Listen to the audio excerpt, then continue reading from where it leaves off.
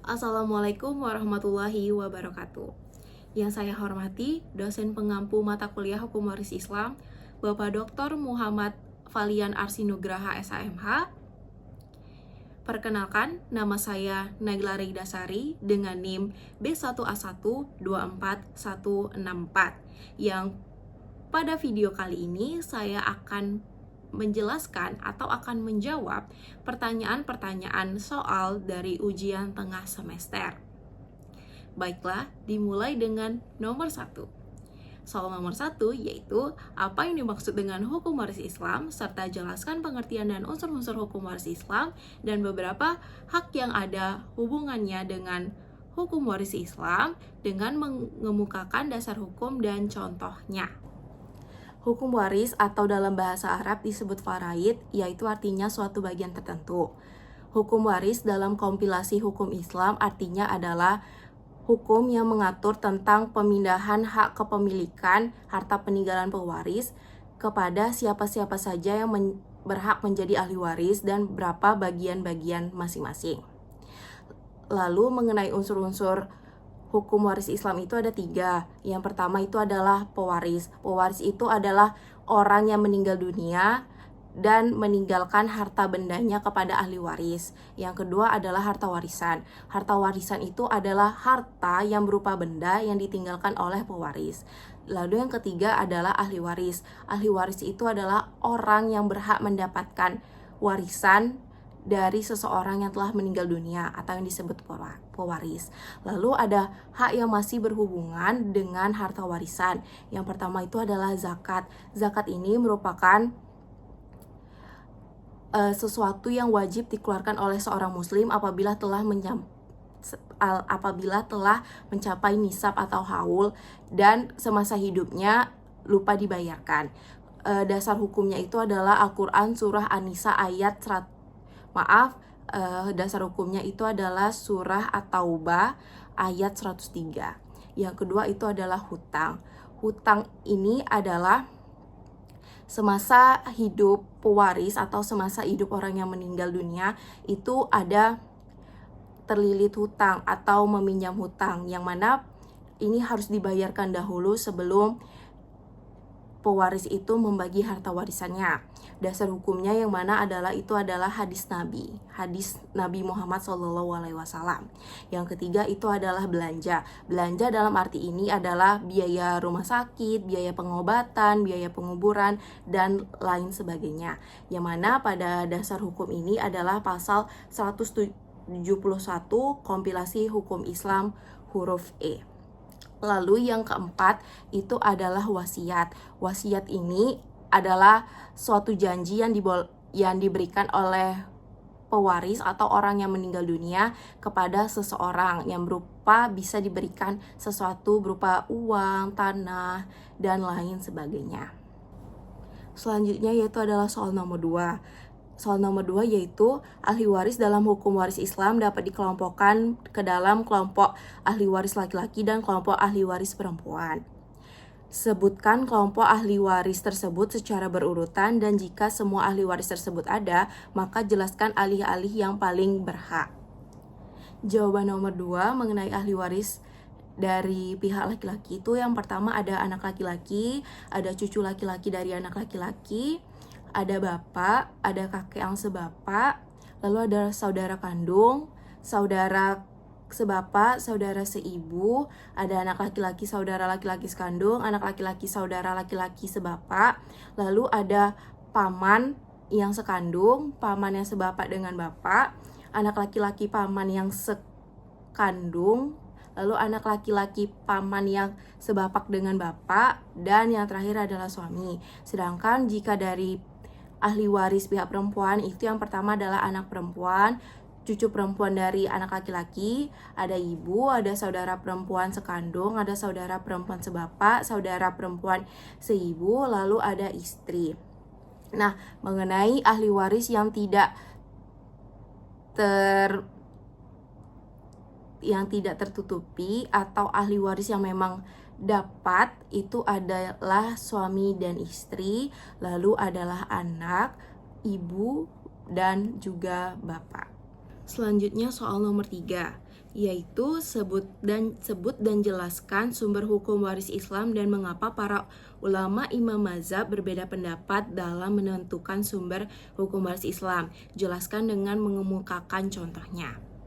Baiklah, hukum waris Islam itu ada 4. Yang pertama, Al-Quran. Al-Quran ini adalah sebagai sumber hukum utama yang primer. Yang kedua itu adalah As-Sunnah atau hadis Nabi atau perkataan Nabi yang berfungsi sebagai perjelas, penguat, dan pelengkap terhadap ketentuan yang ada di Al-Quran. Yang ketiga adalah ijma. Ijma merupakan kesepakatan para ulama mujtahid setelah wafatnya Rasulullah. Yang keempat, adalah qiyas. Qiyas ini adalah penetapan hukum terhadap masalah baru yang tidak ada dalam Al-Quran, Sunnah, atau ijma dengan cara menganalogikan pada masalah yang sudah ada hukumnya. Perbedaan pendapat di antara imam mazhab, salah satu contohnya itu adalah terjadi perbedaan pandangan di antara para ulama mengenai bagaimana sisa harta waris serat dibagikan jika tidak ada ahli waris asobah atau ahli waris yang menerima sisa yang biasanya itu dijatuhkan oleh ahli waris laki-laki.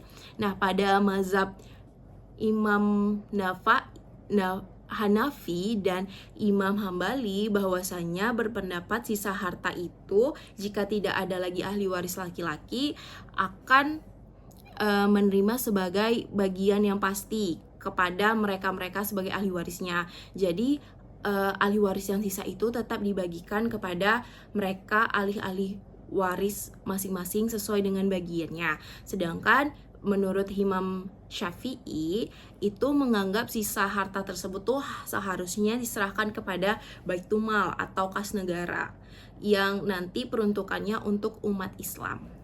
Soal yang keempat yaitu jika dipelajari dalam Al-Quran dan Al-Hadis, sekurang-kurangnya terdapat 5 asas tentang hukum waris Islam, yakni akibat kematian, ijbari, asas bilateral, asas individual, dan asas keadilan berimbang.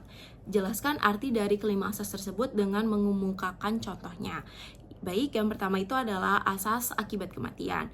Asas akibat kematian ini terjadi ketika ada seseorang yang meninggal dunia. Contohnya adalah A meninggal dunia, maka harta peninggalan di dunianya akan jatuh kepada ahli warisnya. Yang kedua itu adalah asas ijbari, artinya peralihan harta dari seseorang yang meninggal dunia kepada ahli warisnya berlaku secara otomatis menurut ketentuan Allah Subhanahu wa Ta'ala tanpa digantungkan kepada kehendak pewaris dan ahli warisnya. Contohnya adalah A meninggal dunia, otomatis harta peninggalan A jatuh kepada ahli waris yaitu B. Nah, menurut ketetapan Allah Subhanahu wa Ta'ala, ahli waris itu tidak boleh menolak harta warisan dari A. Begitu juga sebaliknya, A tidak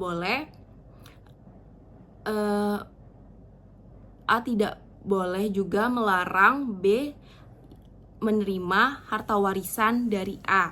Lalu yang ketiga itu adalah asas bilateral. Asas bilateral ini artinya seseorang menerima hak kewarisan dari kedua belah pihak, yaitu dari pihak kerabat keturunan laki-laki dan juga pihak keturunan kerabat perempuan. Contohnya adalah suatu anak itu berhak mendapatkan harta warisan dari pihak ayah dan juga dari pihak ibu. Lalu yang keempat adalah asas individual. Asas individual ini yang artinya bahwa harta warisan dapat dibagi-bagi pada masing-masing ahli waris untuk dimiliki secara perorangan. Contohnya itu adalah setiap ahli waris berhak mendapatkan harta warisan sesuai dengan kadar bagian masing-masing menurut ketentuan Al-Quran atau ketentuan Allah Subhanahu wa Ta'ala. Yang mana seperti misalkan anak perempuan tunggal itu mendapat harta warisannya 1/2 jika memang dia tunggal atau tidak memiliki saudara. Namun jika dia memiliki lebih dari 1 saudara, maka dia akan mendapatkan 2/3.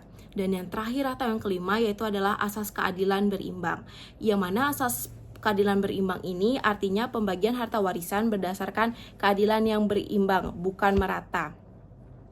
Anak laki-laki akan mendapatkan 2 bagian dari anak perempuan. Nah, yang mana mengapa anak laki-laki mendapatkan 2 bagian dari anak perempuan? Karena anak laki-laki itu menanggung tanggung jawab yang lebih besar daripada anak perempuan. Soal nomor 5 yaitu sebut dan jelaskan sebab-sebab waris mewarisi serta sebab-sebab tidak mewarisi dalam hukum waris Islam dengan mengemukakan dasar hukum dan contohnya. Sebab-sebab mewarisi, yang mana yang pertama itu karena adanya hubungan darah. Hubungan darah ini dibagi menjadi kerabat ke bawah dan kerabat ke atas. Kerabat ke bawah itu yang mana adalah ayah, ibu. Jawaban mengenai nomor 5, yang pertama adalah sebab-sebab waris mewarisi. Nah, faktor yang pertama itu karena adanya hubungan darah. Hubungan darah ini dibagi menjadi 2, yaitu yang ada hubungan darah ke atas dan hubungan darah ke bawah. Hubungan darah ke atas ini adalah ayah, ibu, kakek, nenek. Sedangkan hubungan darah ke bawah itu adalah anak dan cucu. Serta ada juga kerabat ke samping. Kerabat ke samping ini seperti saudara dan paman. Dasar hukum dari kerabat karena ada hubungan saudara ini adalah Al-Quran surah An-Nisa ayat ke-7 dan ke-11. Contohnya adalah pewaris meninggalkan anak laki-laki dan ayah. Keduanya berhak mewarisi karena adanya hubungan darah. Lalu sebab mewarisi yang kedua yaitu adalah karena adanya hubungan perkawinan. Hubungan yang sah sebagai suami dan istri pada saat pewaris meninggal, meskipun belum menghasilkan keturunan. Dasar hukum dari adanya hubungan perkawinan ini adalah Al-Quran surah An-Nisa ayat 12. Contohnya seperti suami meninggal dunia, maka istri berhak mewarisi harta suami dan sebaliknya. Lalu yang ketiga itu karena adanya hubungan agama. Apabila orang yang meninggal tidak mempunyai ahli waris, maka harta peninggalannya diserahkan kepada Baitul Mal untuk kepentingan umat Islam. Nah, dasar hukum dari hubungan agama ini adalah hadis Rasulullah SAW yang bersabda, saya menjadi ahli waris dari orang yang tidak mempunyai ahli waris. Lalu yang keempat itu adalah karena wasiat. Kembali lagi, maksudnya wasiat itu adalah seseorang yang mewasiatkan atau seseorang yang sebelum meninggal dunia itu mempunyai janji untuk memberikan sebagian haknya kepada orang lain yang pelaksanaannya dilakukan setelah pewaris ini atau pewasiat ini meninggal dunia. Dasar hukumnya adalah kompilasi hukum Islam pasal 195. Contoh, A berwasiat untuk memberikan sebidang tanahnya kepada B karena B sudah banyak berjasa kepada A. Melanjutkan lagi, yang tadi sebab-sebab mewarisi, sekarang adalah sebab-sebab tidak dapat mewarisi atau sebab-sebab yang tidak mewarisi.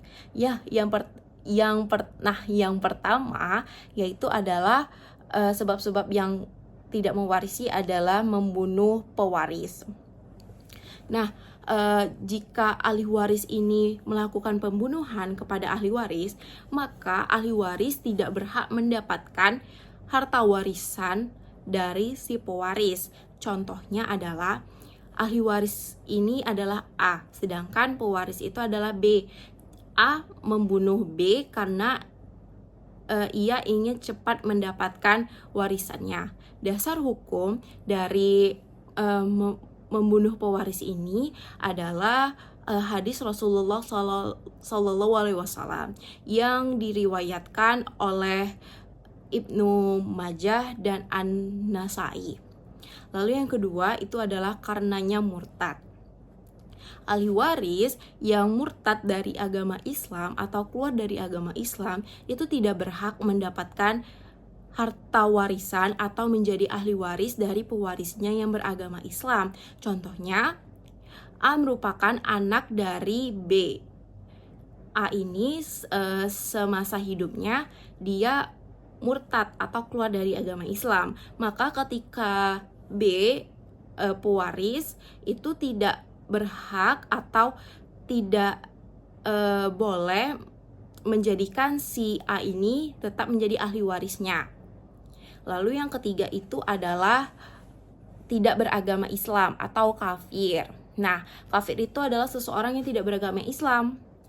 dasar hukum dari kafir ini adalah hadis Rasulullah yang diriwayatkan Al-Bukhari, Muslim, Abu Daud, dan At-Tirmizi. Contohnya itu adalah A ini seorang mu'alaf, sedangkan keluarganya C itu kafir. Jadi ketika A meninggal dunia, A itu tidak berhak untuk memberikan harta warisannya kepada C, dan sebaliknya C juga tidak berhak mendapatkan harta waris dari A karena C bukan seorang muslim. Soal nomor 6 yaitu mengapa laki-laki memiliki hak 2 kali lipat daripada hak perempuan dalam hukum waris Islam. Jelaskan dengan mengemukakan dasar hukum dan contohnya. Dasar hukum utama kaidah dari soal ini itu langsung bersumber dari Al-Quran, yaitu tercantum pada surah An-Nisa ayat 11, yang mana di situ Allah berfirman, Allah mensyariatkan bagimu tentang pembagian warisan untuk anak-anakmu, yaitu bagian seorang anak laki-laki itu sama dengan bagian 2 orang anak perempuan. Nah, mengapa sih laki-laki itu mendapatkan 2 kali lipat dari anak perempuan? Yang pertama, mengenai kewajiban nafkah laki-laki. Laki-laki seperti suami, ayah, atau anak laki-laki memiliki kewajiban mutlak untuk menafkahi istri, anak perempuannya, atau anak-anaknya, bahkan orang tuanya atau ibunya. Nah, kalau perempuan itu tidak adanya kewajiban untuk menafkahi kerabat-kerabatnya, karena dia ketika mendapatkan harta waris itu harta warisnya memang mutlak untuk dinikmati hidupnya sendiri. Yaitu yang kedua adalah tidak ada kewajiban nafkah bagi perempuan. Yang tadi sudah saya jelaskan bahwa perempuan seperti istri, anak perempuan, atau ibu itu tidak memiliki kewajiban untuk menggunakan harta warisannya atau harta pribadinya untuk menafkahi siapapun. Contohnya sebagai berikut. Bapak Ahmad meninggal dunia yang meninggalkan harta warisan bersih sebanyak 900 juta dan ahli warisnya hanya terdiri dari 1 anak laki-laki dan 1 anak perempuan. Nah, karena anak laki-laki mendapatkan 2 bagian anak perempuan, maka contoh untuk perhitungannya seperti ini. Anak laki-laki itu 2/3 dikali 900 juta. Nanti hasilnya anak laki-laki itu mendapatkan 600 juta. Lalu anak perempuan itu 1/3 dikali 900 juta. Maka anak perempuan mendapatkan 300 juta. Soal nomor 7. Ahli waris dalam hukum waris Islam itu dikelompokkan dalam beberapa bagian. Yang pertama, kelompok ahli waris zawil furud, asoba, dan ahli waris pengganti atau mawali. Nah, jelaskan apa yang dimaksud dengan ahli waris zawil furud serta bagaimana perbedaan antara kelompok ahli waris zawil furud dengan asobah serta ahli waris pengganti. Jelaskan dengan mengemukakan contohnya. Ahli waris zawil furud adalah kelompok ahli waris yang bagiannya telah ditentukan secara pasti di dalam Al-Quran. Terdapat ada 6 bagian furud yang telah ditentukan dalam Al-Quran. Yang pertama itu adalah 1/2, 1/4, 1/8, 2/3, 1/3, dan 1/6. Nah, perbedaan dari masing-masing ketiga kelompok itu, yang pertama pastinya zawil furud itu yang telah ditentukan pasti oleh Al-Quran. Contohnya seperti istri mendapatkan 1/8, ibu mendapatkan 1/6, dan sisa hartanya diberikan kepada asobah. Nah, maksud istri mendapatkan 1/8 ini karena suami itu juga meninggalkan anak, atau suami dan istri itu memiliki anak. Maka dari itu istri ini mendapatkan warisannya 1/8 dan juga ibu pewaris mendapatkan 1/6. Lalu itu adalah asobah. Asobah itu adalah orang yang menerima sisa dari harta waris. Contohnya seperti ada anak laki-laki, yang mana anak laki-laki itu mendapatkan sisa harta waris setelah pembagian menurut zawil furud. Dan yang ketiga itu adalah ahli waris pengganti. Ahli waris pengganti ini yang dimaksud dengan ahli waris pengganti itu adalah ahli waris yang meninggal sebelum pewaris itu meninggal. Contohnya seperti ini.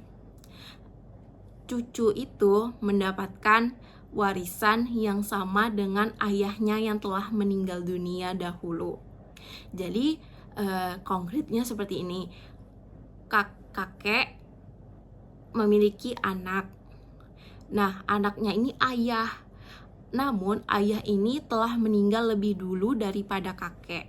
Maka anak dari ayah ini atau disebut cucu itu juga berhak mendapatkan harta warisan yang sama bagiannya seperti harta warisan yang seharusnya diterima ayah sebelum ia meninggal dunia. Soal nomor 8 yaitu apa yang dimaksud dengan hijab atau penghalang dalam hukum waris Islam, serta jelaskan macam-macam hijab dalam hukum waris Islam dengan mengemukakan sumber hukum dan contohnya. Jawabannya, hijab ialah dinding yang menjadi halangan untuk mendapat warisan bagi sebagian ahli waris karena masih ada ahli waris yang lebih dekat pertalian atau hubungannya dengan orang yang meninggal atau orang yang mewarisi itu. Terdapat dua macam hijab atau penghalang. Yang pertama itu adalah hijab nuksan. Hijab nuksan yaitu dinding yang hanya mengurangi bagian ahli waris karena ada ahli waris yang lain bersama-sama dengan dia. Contohnya, ibu mendapatkan 1/3 bagian, akan tetapi apabila orang yang meninggal itu ada mempunyai anak atau cucu, maka ibu mendapatkan 1/6 bagian. Yang kedua, jenisnya adalah hijab hilman, yaitu dinding yang menghalangi untuk mendapatkan warisan karena ada ahli waris yang lebih dekat hubungannya dengan orang yang meninggal itu. Contohnya, cucu laki-laki tidak mendapatkan selama masih ada anak laki-laki. Nah, untuk dasar hukumnya sendiri itu adalah Al-Quran Surah An-Nisa ayat 12. Soal nomor 9, bagaimana kedudukan anak angkat dalam hukum waris Islam serta bagaimana perbedaan kedudukan hukumnya dengan hasil ijtihad para ulama Indonesia. Jelaskan dengan mengemukakan dasar hukum dan contohnya. Baiklah, anak angkat sendiri itu menurut Al-Quran Surah Al-Ahzab ayat 4 dan 5 bahwa hukum waris Islam tidak mengakui keberadaan anak angkat yang dapat waris mewarisi dengan orang tua angkatnya dan juga dengan sahabat orang tua angkatnya, sahabat atau kerabat orang tua angkatnya, hubungan orang tua angkat dengan anak angkatnya dapat berlangsung di luar ketentuan hukum kewarisan, yaitu seperti melalui hibah atau wasiat. Contohnya, A merupakan anak angkat dari B. Jika B ingin A mendapatkan sebagian harta peninggalan B, maka B harus mengibahkan sebagian hartanya kepada A, yang berarti pembagiannya di luar ketentuan hukum Islam. Di luar ketentuan hukum waris Islam. Nah, sedangkan menurut kompilasi hukum Islam Indonesia pada pasal 209 angka 2 menyebutkan terhadap anak angkat yang tidak menerima wasiat diberi wasiat wajibah sebanyak 1/3 dari harta warisan orang tua angkatnya. Contoh, A memberikan B yang merupakan anak angkatnya berupa wasiat dengan pembagian sebesar 1/3 dari harta warisannya. Soal nomor 10. Seseorang meninggal dunia dengan diberi kode A dengan meninggalkan ahli waris yaitu 2 orang istri B dan R, ibu C, bapak D, dan 2 orang anak laki-laki E, F, dan 2 orang anak perempuan G, H, serta 2 orang cucu perempuan dari anak laki-laki M, N. Pewaris meninggalkan harta 1 unit rumah tanah perumahan seluas 10.000 meter persegi serta 1 unit kendaraan roda 4. Setelah ditotalkan, harta yang ditinggalkan nilainya 9 miliar. Akan tetapi, sebelum meninggal, pewaris telah mewarisi untuk memberikan 1/3 hartanya kepada saudara angkatnya Z dan punya hutang sebesar 150 juta rupiah.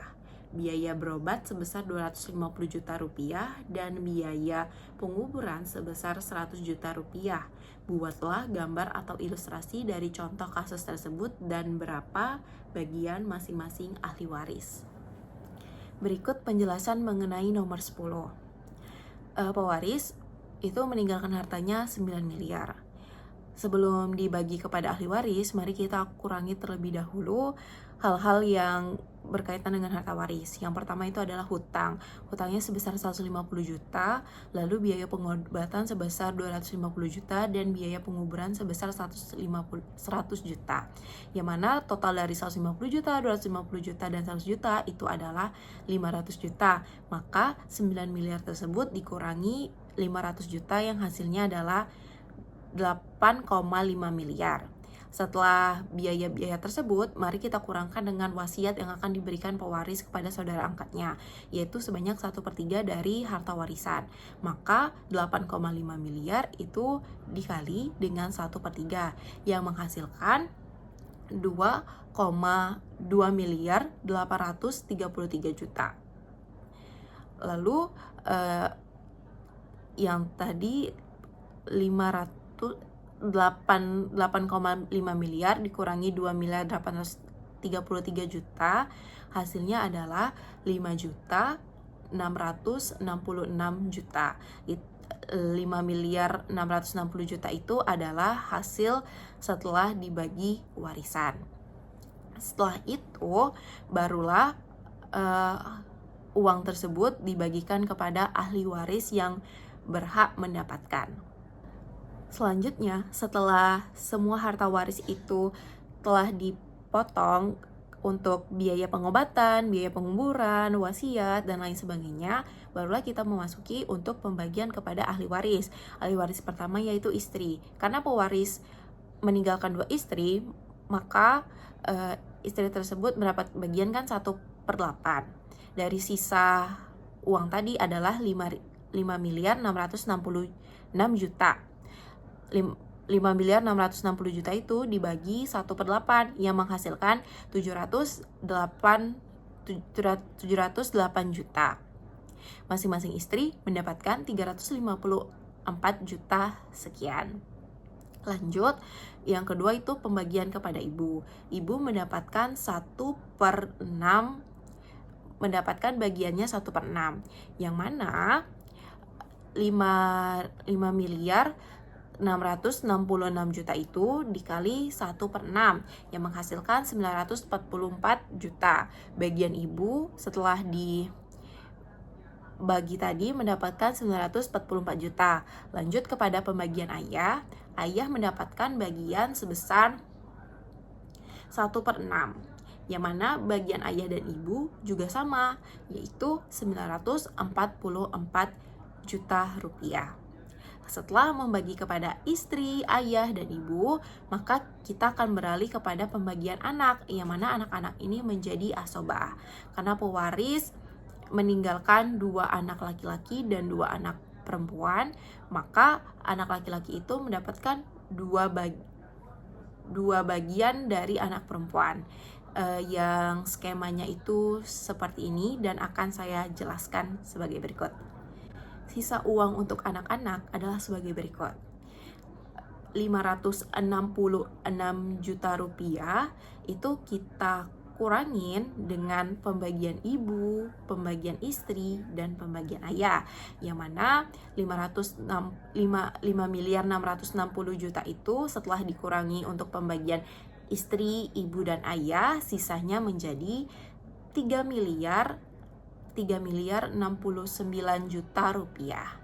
Nah, 3 miliar sekian itulah yang akan menjadi asobah untuk anak-anak mereka, yang mana pewaris meninggali 2 anak laki-laki dan 2 anak perempuan.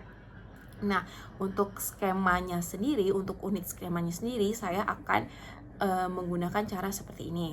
Karena anak laki-laki dan perempuan itu 2:1, maka anak laki-laki ada 2, jadi 2 tambah 2, 4, terus anak perempuan bandingnya 1, maka 1 tambah 1 menjadi 2. Nah, jadi kan keseluruhan yang 4 anak itu ada 6 unit. Marilah kita hitung berdasarkan tadi uang sisanya. anak perempuan itu 1 unit. Maka 3.069 juta dibagi 6 hasilnya adalah 511 juta. Nah, masing-masing anak perempuan itu mendapatkan 511 juta sekian. Untuk anak laki-laki 2 dikali dengan 211 juta yang menghasilkan 1.023 juta, yang mana masing-masing anak laki-laki mendapatkan warisannya sebesar 1.023 juta. Seperti itulah perbedaan mengenai anak laki-laki dan anak perempuan. Mungkin dapat disaksikan melalui bagan yang akan saya tampilkan di layar ini. Baiklah, mungkin sekian pemaparan atas jawaban ujian tengah semester saya. Mohon maaf jika terdapat kesalahan kata atau penyebutan atau kekurang pahaman saya dalam menyampaikan jawaban tersebut. Saya akhiri. Wassalamualaikum warahmatullahi wabarakatuh. Terima kasih.